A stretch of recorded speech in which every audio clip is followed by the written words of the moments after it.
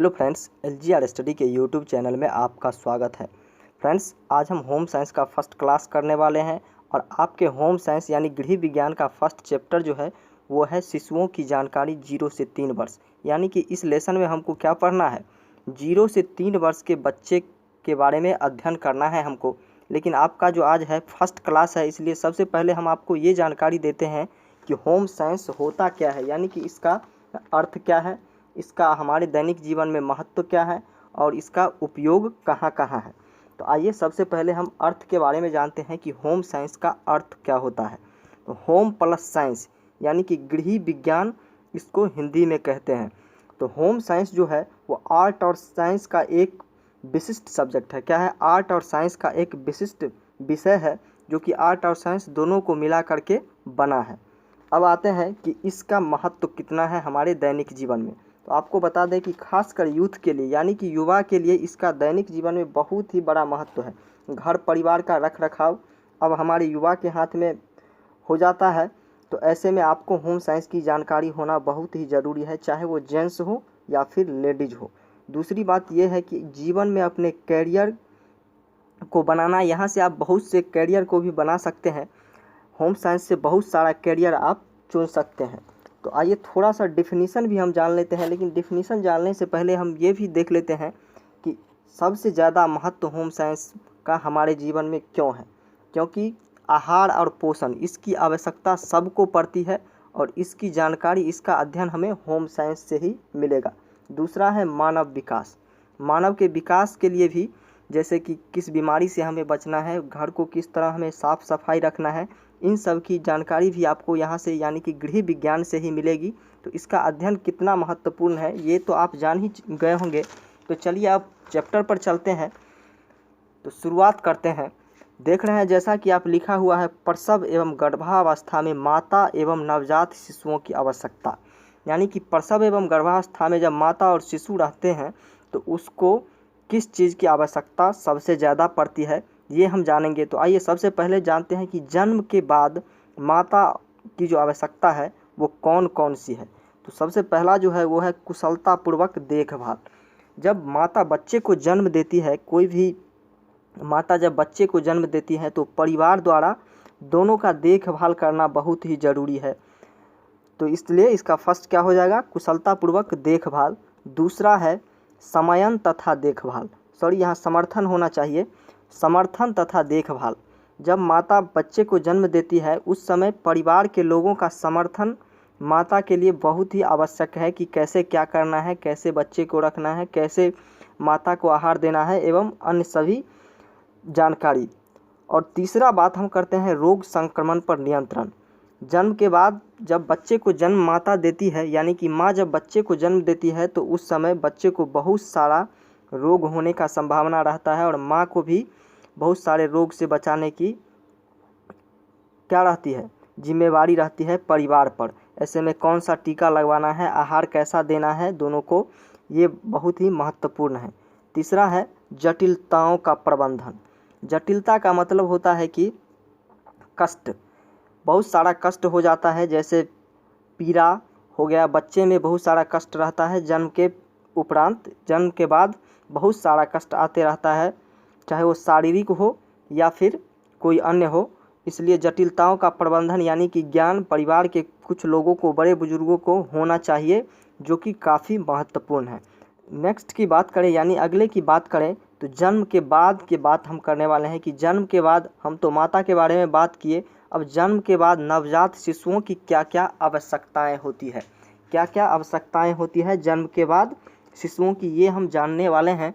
तो सबसे पहले वायु, बच्चों के लिए सही तरीके से वायु का प्रबंध करना बहुत ही आवश्यक है।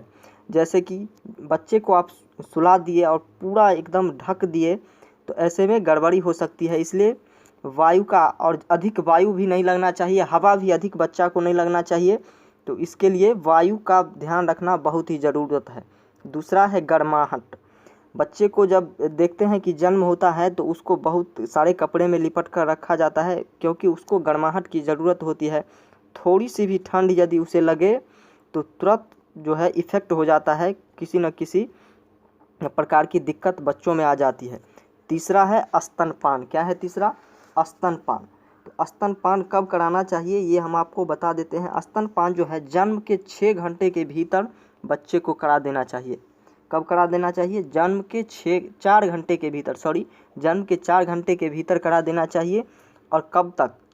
कम से कम 6 माह तक स्तनपान कराना बिल्कुल ही महत्वपूर्ण है, क्योंकि माँ का दूध जो है बच्चे के लिए बहुत ही आवश्यक है। रोग रोधन क्षमता यदि सबसे ज़्यादा कोई चीज़ बच्चे के लिए प्रदान करता है तो वो होता है माता का दूध। नेक्स्ट है देखभाल। परिवार के लोगों द्वारा बच्चों का देखभाल करना बहुत ही ज़रूरी है, जैसे कि सफाई, आहार एवं अन्य चीज़। तो देखभाल बहुत ही, थोड़ा भी देखभाल में यदि आप मिस्टेक करते हैं तो काफ़ी नुकसानी आपको भोगना पड़ सकता है। 5वां नंबर की बात करें तो नंबर 5 है रोग संक्रमण पर नियंत्रण। रोग संक्रमण पर नियंत्रण आप कैसे कर सकते हैं? समय समय पर जो भी रोग का टीका है वो आप लगवाएं, और जैसे वायु का ध्यान रखें, गर्माहट का ध्यान रखें, देखभाल अच्छी तरह करें और स्तनपान, ये सब आप अच्छी तरह करते हैं तो रोग संक्रमण पर नियंत्रण खुद हो जाएगा। और लास्ट जो है वो लास्ट है जटिलताओं का प्रबंधन। जटिलताओं का मतलब हम आपको क्या बताएं? परेशानी।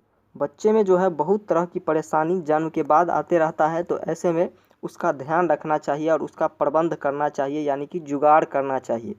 चलिए नेक्स्ट को देख लेते हैं। नेक्स्ट है मानव विकास की विभिन्न अवस्थाएं। क्या है? मानव विकास की विभिन्न अवस्थाएं, इसके बारे में आपको जानना। सबसे प्रथम जो है वो है गर्भावस्था। क्या है? मानव विकास की विभिन्न अवस्थाओं में सबसे पहला जो है वो गर्भावस्था है। और गर्भ के बाद क्या होता है? शैशवावस्था। शैशवावस्था कब से कब के काल को कहा जाता है? पहले तो आपको हम बता देते हैं गर्भावस्था के बारे में। जब बच्चा गर्भ में रहता है तो उसे गर्भावस्था कहा जाता है। और जन्म जब बच्चा का हो जाता है तो जन्म के 2 महीने तक की आयु को हम क्या कहते हैं?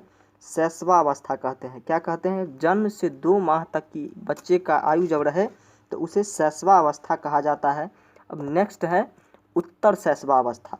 तो आपको ये जानकारी होना चाहिए कि उत्तर शैशवावस्था जो है वो क्या होता है। तो 2 माह से 2 वर्ष, क्या हो जाएगा? 2 माह से यानी कि 2 महीने से 2 वर्ष तक की आयु जो रहता है शिशु का, वो कौन सा आयु रहता है? उत्तर शैशवावस्था। कौन सा अवस्था रहता है? उत्तर शैशवावस्था। अब बाल्यावस्था की बात करते हैं। बाल्यावस्था जो है वो कब से कब तक रहता है? तो बाल्यावस्था जो है 2 से 5 वर्ष तक की आयु को कहते हैं बाल्यावस्था। कौन सा अवस्था कहते हैं? बाल्यावस्था। अब क्या है? अब किशोरावस्था है। किशोरावस्था की बात करें तो 12 वर्ष से 21 वर्ष तक की आयु को किशोरावस्था कहा जाता है। किस आयु को किशोरावस्था कहा जाता है? 12 वर्ष से 21 वर्ष तक की आयु को किशोरावस्था कहा जाता है। और 21 से 40 वर्ष की आयु तक को क्या कहा जाता है? प्रौढ़ावस्था कहा जाता है। कौन सा अवस्था कहा जाता है? प्रौढ़ावस्था। तो आइए और नेक्स्ट देखते हैं। अब आगे बात हम ये करेंगे कि बालक का जो यानी कि शिशु का जो शरीर का विकास होता है वो किस प्रकार होता है। तो लंबाई के रूप में किस प्रकार होता है ये हम सबसे पहले बात कर लेते हैं कि लंबाई के रूप में शिशु का जो है विकास किस तरह से होता है, कैसे होता है। तो सबसे फर्स्ट आपको नज़र पड़ रहा होगा, आप नज़र दे रहे होंगे कि जन्म के समय नवजात शिशु की औसत लंबाई 20 इंच होती है। कितनी होती है? 20 इंच, यानी कि 1 फीट 8 इंच होती है। कितनी होती है? 1 फीट 8 इंची। बच्चे का जो जन्म होता है उस समय उसका लंबाई जो होता है, औसत लंबाई, यानी कि हर एक बच्चों का लगभग लंबाई जो होता है वो 20 इंच होता है। और सेंटीमीटर में पूछा जाए तो 40 cm हो जाएगा। कितना हो जाएगा? 40 cm। और आगे बात करते हैं कि लड़कों की लंबाई लड़कियों की लंबाई की अपेक्षा कितनी कम होती है या अधिक होती है। तो जब बच्चों में लड़का का जन्म होता है, बालक का जन्म होता है, तो उसका जो लंबाई रहता है उसकी अपेक्षा लड़कियों की लंबाई आधा इंच कम रहती है। क्या रहती है? आधा इंच कम रहती है। थर्ड है जन्म के 2 वर्ष तक तीव्र वृद्धि धीमी हो जाती है। यानी कि बच्चों में जो है तीव्र वृद्धि कब तक होती है? 2 वर्ष तक जो है बच्चों में तीव्र वृद्धि होती है और उसके बाद धीमी होनी, यानी उसके बाद कम वृद्धि होने लगता है बच्चों में। 2 वर्ष तक ऐसे लगेगा कि बच्चा कब इतना बड़ा हो गया। यहाँ पर लंबाई हम पढ़ लिए हैं, वजन पढ़ना है। तो जन्म के समय शिशु का जो औसत भार होता है, वजन होता है, वो 2.5 से 3.5 kg होता है। कितना होता है? 2.5 से 3.5 kg जब बच्चा जन्म लेता है तो कितना का रहता है, लगभग 2.5 से 3.5 किलो के बीच में रहता है उसका वजन। अगला है लड़की का भार 7 पाउंड या 3 kg होता है। यानी कि लड़का का भार की बात करें तो 2.5 से 3.5 किलो तक हो सकता है, लेकिन लड़की का वजन जो होता है जन्म के समय वो 3 किलो होता है। कितना होता है, 3 किलो। लंबाई भी लड़की का लड़के की अपेक्षा आधा इंची कम होता है, आधा इंची कम होता है। इन सब बातों को आपको ध्यान रखना है। अब नेक्स्ट है जन्म के 3 वर्ष तक बच्चों का भार 3 गुना बढ़ जाता है। ये लिखा हुआ है, सही लिखा हुआ है। बच्चों का जन्म के बाद जो है भार कितना बढ़ जाता है, 3 गुना। यदि बच्चे का जन्म के समय 3 किलो का वजन रहा तो 3 वर्ष बाद वो 9 किलो हो जाएगा, यानी कि 3 गुना बढ़ जाएगा। तो आज के लिए इतना ही रखते हैं। नेक्स्ट क्लास में हम क्या पढ़ने वाले हैं ये हम आपको बता देते हैं। इसी चैप्टर का जो है कुछ टॉपिक बच गया है, जैसे कि शारीरिक अनुपात। लंबाई और वजन तो हम पढ़ लिए, अब बात करनी है अगले टॉपिक का शारीरिक अनुपात, जो कि अगले क्लास में करेंगे। उसके बाद मांसपेशियों का विकास और दांत के बारे में, बच्चों के दांत के बारे में भी हम नेक्स्ट क्लास में पढ़ेंगे। और दांत के कितने प्रकार होते हैं ये भी हम नेक्स्ट क्लास में पढ़ेंगे। और शारीरिक विकास को प्रभावित करने वाला कारक जो है वो कौन कौन सा है, यानी कि किस कारण से बच्चों का विकास, शारीरिक विकास नहीं हो रहा है, इन सब टॉपिक का चर्चा हम नेक्स्ट क्लास में करेंगे। रूटीन के हिसाब से कब आपका अगला क्लास है ये आप देख लेंगे। यदि आप रूटीन नहीं डाउनलोड किए हैं तो हमारे टेलीग्राम चैनल जो कि LGR स्टडी के नाम से है, वहां जा कर के आप रूटीन ले सकते हैं। इसी के साथ हम आपको ये कहना चाहेंगे कि सबसे पहले वीडियो को शेयर कर दीजिए, ताकि आप तो पढ़ लिए लेकिन जिस बच्चे तक ये वीडियो अभी तक नहीं पहुंच पाया है उन तक पहुंच जाए और वो भी इसका फ़ायदा उठा सके और नेक्स्ट क्लास से वो भी सभी क्लास को अटेंड कर सके। दूसरी बात ये, यदि वीडियो आपको अच्छा लगा तो वीडियो को लाइक ज़रूर कर दीजिएगा और चैनल पर यदि पहली बार हैं तो चैनल को सब्सक्राइब कर लीजिएगा, साथ ही बेल आइकन को भी दबा दीजिएगा, ताकि जब भी हम वीडियो अपलोड करें या फिर क्लास लें तो आपको सबसे पहले नोटिफिकेशन पहुंच जाए। टेलीग्राम के बारे में हम आपको बता ही दिए कि यहाँ से आप PDF प्राप्त कर सकते हैं और रूटीन भी प्राप्त कर लेंगे। PDF के लिए हमारी वेबसाइट lgrstudy.com पर आप विजिट करके PDF प्राप्त कर सकते हैं सभी सब्जेक्ट का।